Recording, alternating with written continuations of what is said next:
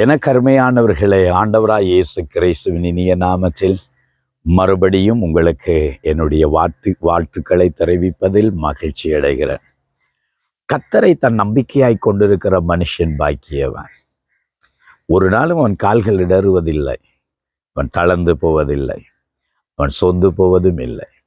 நம்முடைய வாழ்க்கையில கர்த்தரே நமக்கு துணையாக இருக்கிறார், அரணாக இருக்கிறார், அடைக்கலமாக இருக்கிறார், கோட்டையாக இருக்கிறார். சங்கீதக்காரன் நிவனமான ஒரு வார்த்தையை பேசுகிறதை என் உள்ளத்தின் ஆழத்திலிருந்து நான் புரிந்து கொள்ளக்கூடியதாக இருக்கிறது. சங்கீதம் 16ஆம் சங்கீதம் 8வது வசனத்திலே சொல்லுகிறார், கர்த்தரை எப்பொழுதும் எனக்கு முன்பாக வைத்திருக்கிறேன். கர்த்தரை எனக்கு முன்பாக எப்பொழுதும் நான் நிலைநிறுத்திக் கொள்கிறேன்.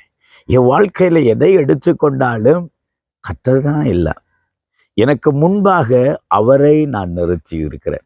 அதனால தான் அவன் சொல்லுகிறார் அடுத்த பகுதியில, அவர் என் வலது பாரிசத்தில் இருக்கிறபடியினால் நான் அசைக்கப்படுவதில்லை என்று சொல்லுகிறார். எனக்கு அருமையானவர்களே, நாம் அசைக்கப்படுவதில்லை என்றால் நாம் தளர்ந்து கூட போவதில்லை தானே, நாம் சோர்ந்து கூட போவதில்லை தானே. கர்த்தரை எப்பொழுதும் எனக்கு முன்பாக நான் நிறுத்துகிறேன்.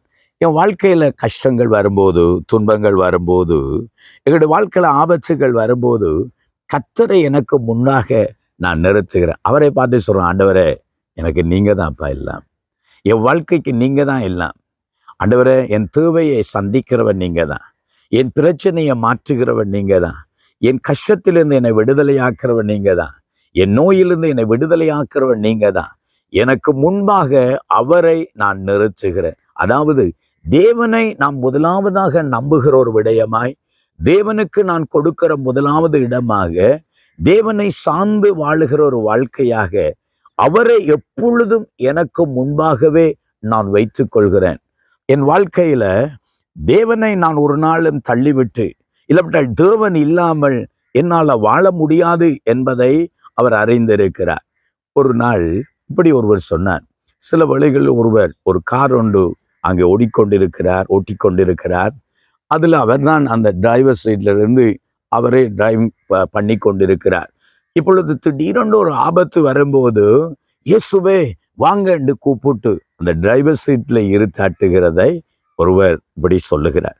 ஆனால் அதுக்கு முன்பாகவே என் டிரைவர் சீட்ல ஆண்டவருக்கே இடம் கொடுத்து, ஆண்டவரே நீங்க தான் இருக்கணும், நீங்க தான் இந்த காரை செலுத்தணும், எனக்கு முன்னாக செல்லணும் என்று ஆண்டவருக்கு முதலிடம் கொடுத்து விட்டாள். அவரே நான் போக வேண்டிய இடத்திலே என்னை கொண்டு போய் பத்திரமா சேர்ப்பார் என்று ஒருவர் சொன்னத கதையை நான் கேட்டேன்.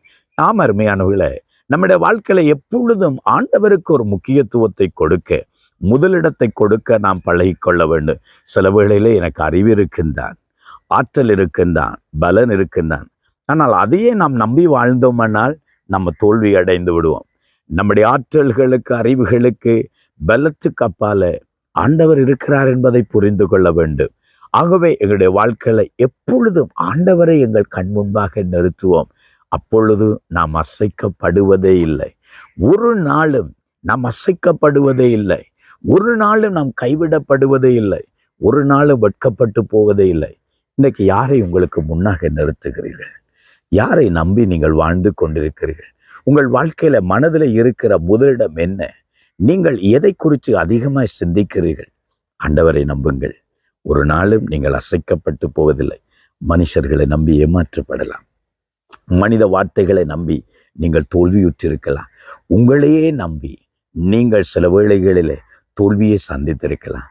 ஆனால் ஆண்டவரை நம்பி அவருக்கு முதலிடம் கொடுத்து பாருங்கள். ஆண்டவர் உங்களை ஆசீர்வதித்து உங்களை நடத்தி செல்ல வல்லவராயிருக்கிறார். ஜெபம் பண்ணுவோமா?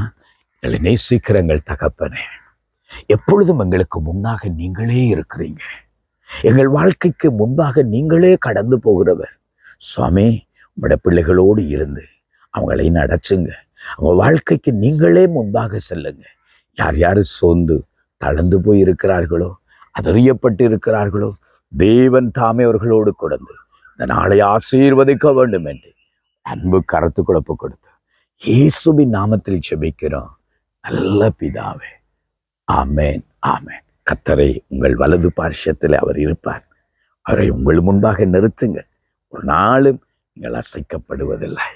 God bless you.